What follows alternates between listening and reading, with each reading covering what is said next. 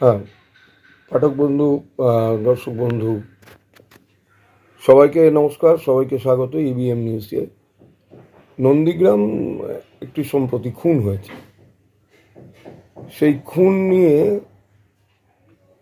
যে রহস্য মানুষের সামনে প্রকাশ হচ্ছে, তাতে দেখা যাচ্ছে যে বিধানসভার বিরোধী দলনেতা শুভেন্দু অধিকারী দায়ী। শুভেন্দু অধিকারী পুরো চক্রান্ত এটি, এবং ক্রমশ বাংলার মানুষের সামনে উন্মোচিত হয়ে যাচ্ছে যে উনি একজন বাংলা বিরোধী মানুষ। আমি জানি না কপিরাইট অ্যাক্টের কোনো ঝামেলা আছে কিনা, এতে উনি কি প্রমাণ করতে চাইছেন, শুভেন্দু অধিকারী কি প্রমাণ করতে চাইছেন? উনি যে একজন বাংলা বিরোধী মানুষ, এ বিষয়ে কোনো সন্দেহ মানুষের আছে কি?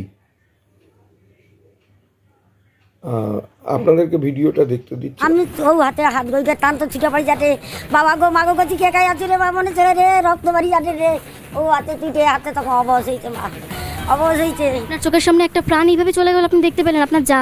গো মা আমি তাই আর তুইটি আমার কারা ছিল মাসিমা ওই টাইমে, আপনি চেনেন তাদেরকে? আমি চিনতে পারছি আমার ঘরে পুত্রা দুজন, আমার নিজের ভাইসুরের বেটা, আর সে দলিহারে বাচ্চা, আর সে গাংধারের একটা বাচ্চা, সে রোজা। আপনারা আপনাদের কমেন্ট সেকশনে জানান। আমি জানি না কপিরাইট অ্যাক্টে পড়বো কিনা, আবার বলছি। এবং দয়া করে আমার চ্যানেল ইবিএম নিউজ সাবস্ক্রাইব করুন, লাইক করুন, কমেন্টস করুন, শেয়ার করুন।